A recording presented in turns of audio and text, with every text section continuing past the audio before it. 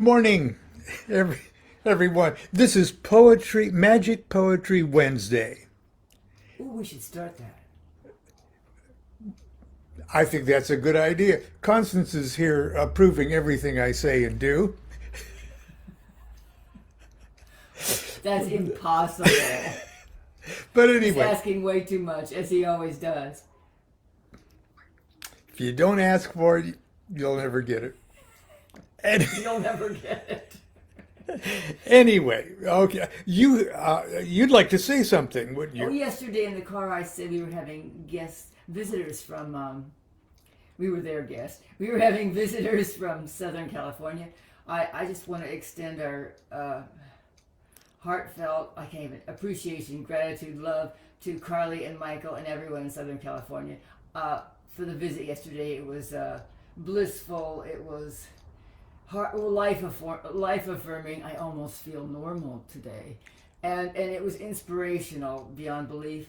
And I have not opened the card yet from everyone because I'm going to save it for my holy coffee break time when I can give it the attention that it's due.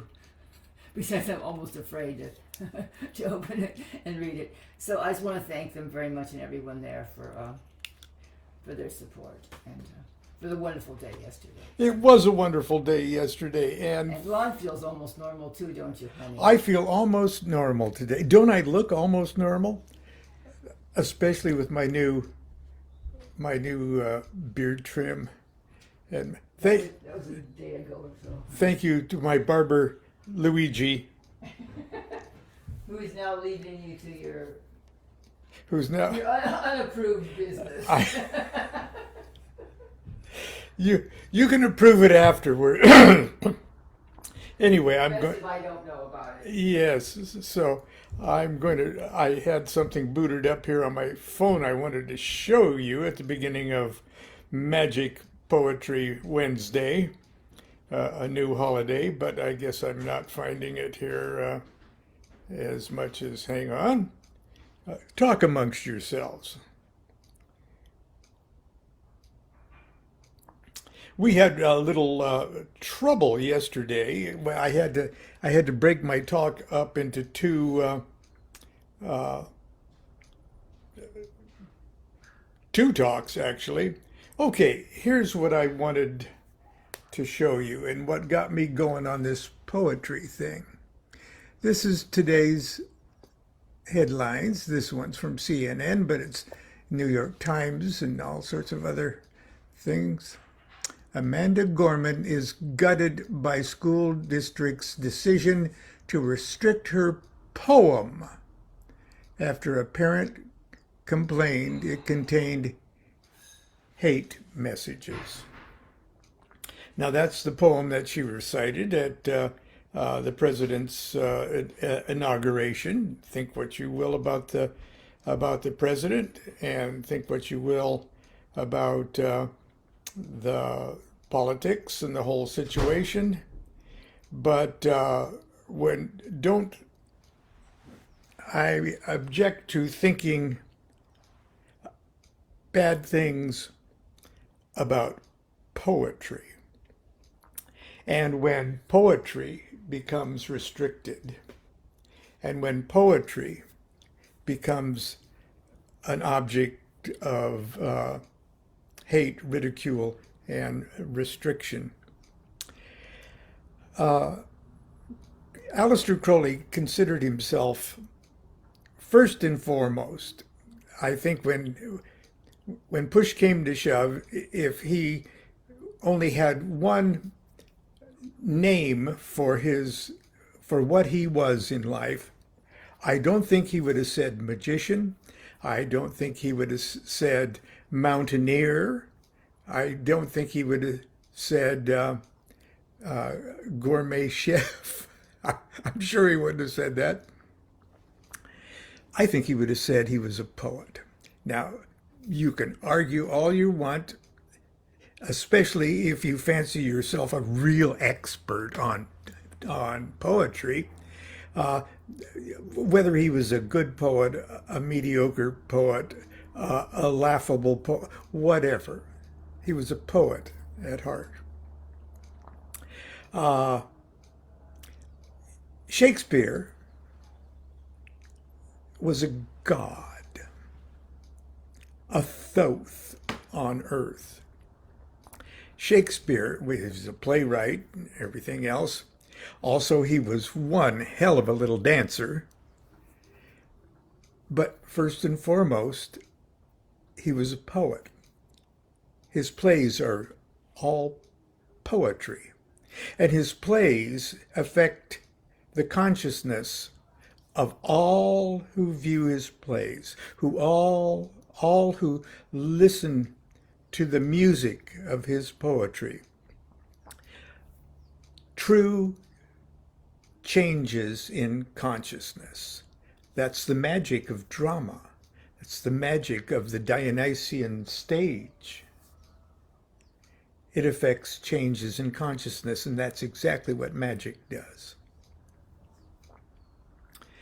And I am particularly offended. Now, I don't believe in curses the way the word curse is commonly understood or commonly misunderstood. And in that common definition of the word curse, I don't believe in it. And if I did, I'd be against it. Okay, it's not good to curse people. The only curse I think that is a proper definition of the term, the only curse that is possible is the curse you bring upon yourself. You can only truly curse yourself. And the only person, the only magician, the only shaman, the only witch doctor that can lift a curse is the curse that they lift from themselves. And that one parent in Florida, I believe, has, in their ignorance, in their blindness, have called down a curse upon themselves. Now, I'm not just focusing it on them, because I curse myself 1,001 times a day. And I spend a great deal of my time lifting my own curses, or attempting to, or failing to lift those curses from myself. And by that definition of the term, so do you. Crowley wrote as entertainment, as theater, as drama. He wrote 7 rituals which he presented. He mounted them on stage as the 7 Rights of Elusives, or Elusives, I don't know how to pronounce it.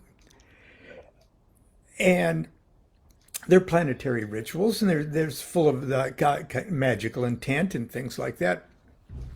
But they aren't like, even though they may use pentagram rituals, and maybe they use elements of magic, astrological magic,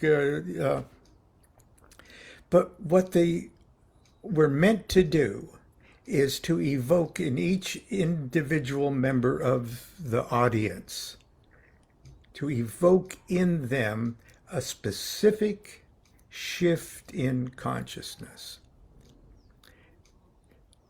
And that shift in consciousness is triggered not by something they think themselves into or they reason themselves into, but what they feel themselves into. When I was a kid, I saw this Disney movie, I think it was a Disney movie, called Old Yeller. Okay. You may think this is totally corny, but Old Yeller was about a boy and his dog. Okay.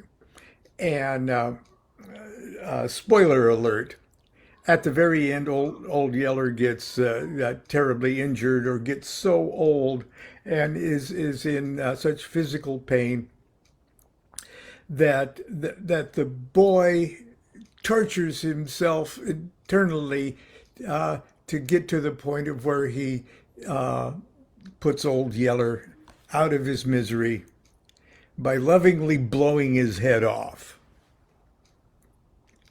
Now, I cried like I was almost a baby when I saw it, but I cried like a baby when I saw that.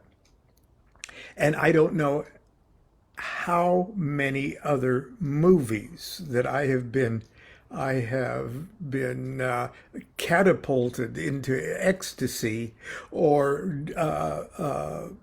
driven to tears because not a combination of the swelling music and the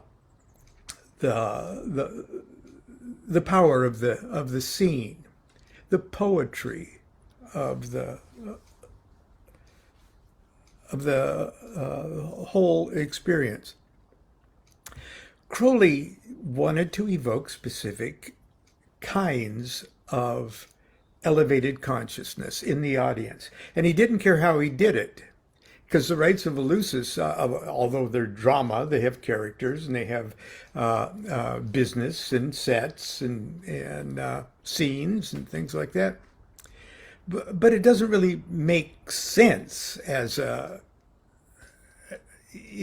play would. Well, I'm not really following the plot unless the plot is really general, which it is. It's the fall of the consciousness as it comes down the tree of life. But it's to evoke a certain bliss. Crowley called it a trance, a particular trance. After the rite of Saturn, you're supposed to feel down. You're supposed to feel soul restricted, oppressed, morose, melancholy. At the end of it, you're supposed, boy, that bummed me out. Good. That's what's supposed. And at the end of Jupiter, you're supposed to, whoa, I feel great, man. I feel so expansive. And at the end of Mars, I feel nobly strong and victoriously, yeah. And at the end of Venus, well, lower you get on the tree of life, they start to really have their problems. But that's another thing. Do you have a collection of the Rights of Elusives? Lots of us do. Over the years, they've been published in various formats, including in Equinox, what is it, volume 1, number 6, I think. But also Wiser in their series of Best of the Equinox. Have collected the entire Rights of Elusives plus other things, and they allowed me to curate everything and put it in this particular volume. Which volume is it? It's 2 or 3, or might be the first one, of the Best of the Equinox series, and this is readily available, okay, at a normal price. Constance and I were watching Democracy Now!, which we do every morning because we love Amy Goodman and Juan Gonzalez, and they're old progressive journalists that we've enjoyed for years. But it was so freaking depressing, the stories about the environment just go, and a thing about Henry Kissinger, who's turning 100, and a recap of the monstrous things he did under Nixon and things like that in Cambodia. It's just, and it made me think what Crowley was trying to do, especially in the Rite of Mars. Okay. Crowley used a great deal of poetry in the Rights of Elusives. And believe it or not, when talking about Crowley, believe it or not, most of the poetry was not his. And he has tons of poetry. I'll probably read a little snippet of one. But he used Swinburne, and he used Shelley, and to some of the people in his contemporary audience, those poems were already ringing in their ears, and so they sort of enjoyed them like a familiar song would bring back memories and impressions and things.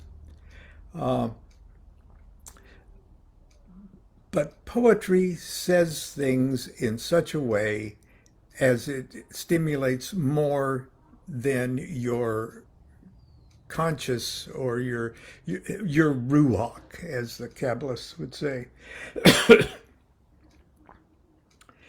It goes straight to the neshama of your soul. And wow, I've gone all the way. Excuse me. When I was watching the story about Henry Kissinger, Cambodia, and the fact that everything, almost all the conflicts we've been involved in the last 60 years have not been driven by philosophy or even politics. They've been driven by the power of what they would call the military-industrial complex, literally just in order to sell a great deal of arms to everybody, all sides. But that's another story, and we could agree or disagree with all of that. But it brings to mind something that I think, I'm not sure what this is from. This might be from the World's Tragedy, and it's from the Rite of Saul. Mortals never learn from stories how catastrophe becomes. How above the victor's glories and the trumpets and the drums and the cry of millions, Master, looms the shadow of disaster. Every hour man has said, that at least is scotched and dead. Well, some one circumstance, at last that and its effects are past. Or someone terror, subtle foe, I have laid that spectre low. They know not, learn not, cannot calculate how subtly fate weaves its fine mesh, perceiving how to wait, or how accumulate the trifles that shall make it master yet of the strong soul that bade itself forget.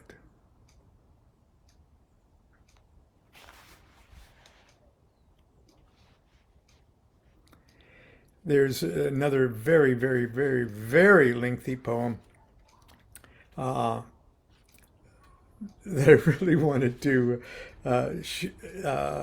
share, that's about Venus and that, but I'm only going to share, I think, one more with you here.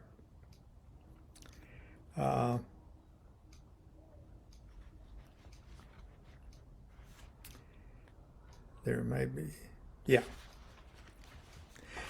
This is from Shelley's, I believe, Prometheus. And this one particularly came to mind because of the world situation and the bottom line we came away with from watching Democracy Now! Over our tea this morning was the world seems pretty fucked at the moment. And there's got to be some hope. There has to be some hope. There has to be a rebirth in there has to be a new golden age, or there will be no new age at all. And Shelley wrote a lengthy, I think it's a lengthy poem. This is only just a snippet of it, called Hellas, or almost the golden age of Greece. And Crowley puts it in the rite of Mars. Mars, the war, the destruction, the god of all of that. But in all of that is the seed of a new Hellas. This is the day which down the void abysm at earth-born spell yawns for heaven's despotism. Save us, heaven, save. This is the day which down the void abysm at earth-born spell yawns for heaven's despotism, and conquest is dragged captive through the deep. Love, from its awful throne of patient power in the wise heart, from the last giddy hour of dead endurance, from the slippery steep and narrow verge of crag-like agony, springs and unfolds over the world its healing wings. Gentleness, virtue, wisdom, and endurance. These are the seals of that which most firm assurance which bars the pit over destruction's strength. And if, with infirm hand, eternity, mother of many acts and hours, should free the serpent that would clasp her with his length, these are the spells by which to resume an empire o'er the disentangled doom. To suffer woes which hope thinks infinite, to forgive wrongs darker than death or night, to defy power which seems omnipotent, to love and bear, to hope, till hope creates from its own wreck the thing which it contemplates. Neither to change, nor falter, nor repent. This, like thy glory, Titan, is to be good, great, and joyous, beautiful, and free.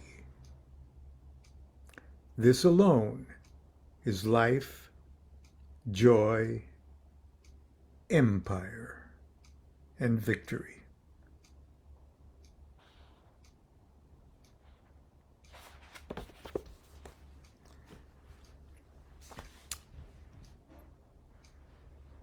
Okay, that's it for the first and maybe last Magick Poetry Wednesday. Constance says we should have one every Wednesday. Until tomorrow, until Thursday. Continue to be good to yourself, be good to each other. Do what thou wilt, shall be the whole of the law. Love is the law, love under will.